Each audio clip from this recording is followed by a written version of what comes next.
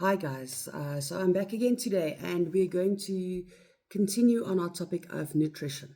So let's quickly recap yesterday. Yesterday we discussed portion size, in other words, how much we should eat. Right, so if you're wondering how much to eat, just give yourself a hand.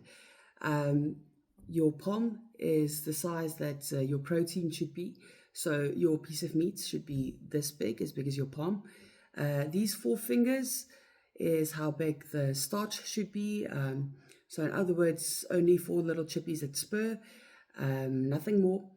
Then your entire hand is the size of your veggies and your salad, your greens.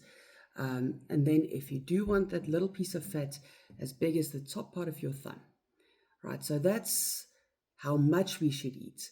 Now, the logical next question is, what should we eat? So we know how much, and today we're going to be discussing what we should eat. Right, so I'm going to start at the very beginning. It's usually a very good place to start. Right, so I'm going to Genesis, and yes, I'm going to be discussing what we eat from the Bible. Right, in Genesis 1 verse 29, God says to Adam and Eve, He said, I give you every seed-bearing plant, vegetables, and fruit-bearing trees.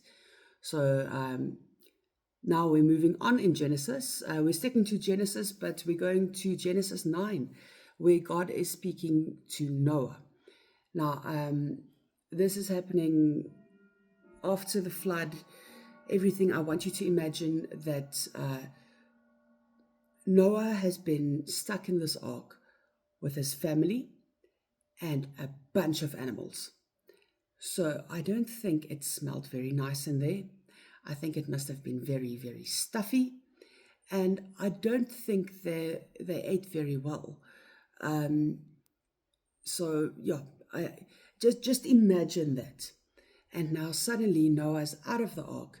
He can breathe fresh air. He's looking at a whole new world right in front of him. And God is telling him, you may now eat the meat of animals as well as green plants. I now give you everything for food for you. So what God is basically telling Noah, while he's outside and looking at this glorious new world, God is telling him, dude, have a braai. So we are allowed to eat meat. What I'm getting at is that we are supposed to eat the food the way God gave them to us. This does not mean raw. Please cook your meat. God even said in Leviticus that the aroma of cooking meat is pleasing to him. So, in the same way, I think that a boereworsrol, that's maybe why we can't pass up the boereworsrols when you walk past it, is because of the smell. Please don't say that's a godly thing to do, though, to only have boereworsrolls. Right, so what it boils down to is to eat food in its most natural form. I'm going to explain it this way. A broccoli does not need any ingredients to be a broccoli.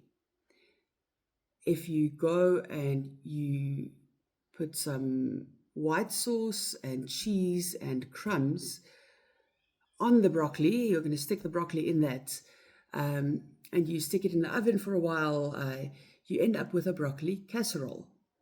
So that needed ingredients versus only the broccoli. That's what I mean.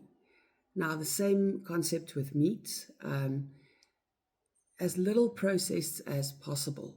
And this does not mean the cutting the meat. That's not part of the processing that I'm talking about.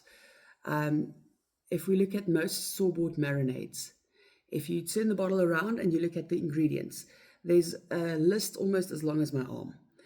So there's a bunch of ingredients. That, if you add that to the meat, that means processed, right? Versus if you marinate the meat in olive oil or olive oil with a bit of garlic and herbs, or you can just do olive oil and salt and pepper. That's also nice sometimes.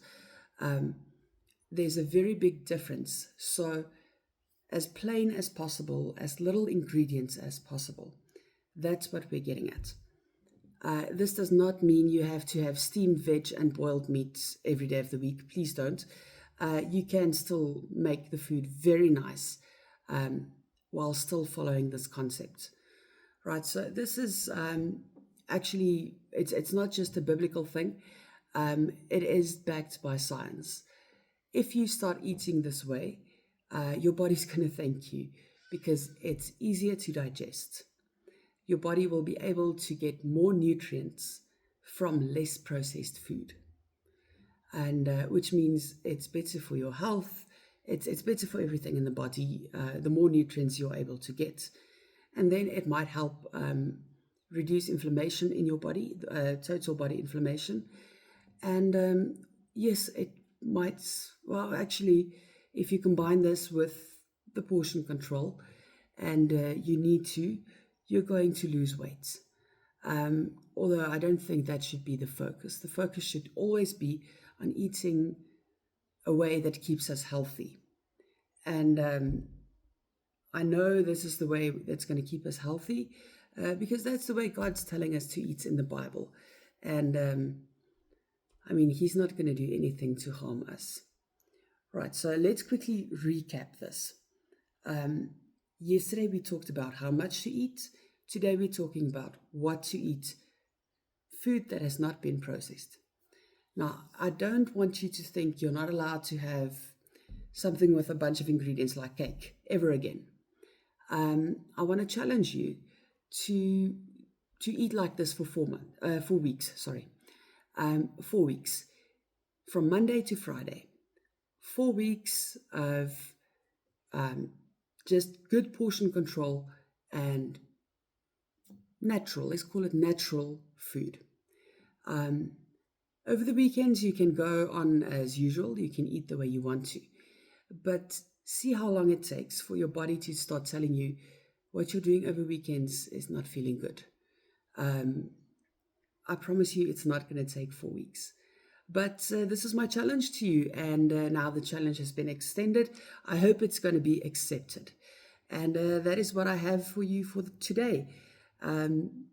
If you have any questions or if you would like me to discuss a certain topic a bit more, please let me know. And please remember always, you are fearfully and wonderfully made.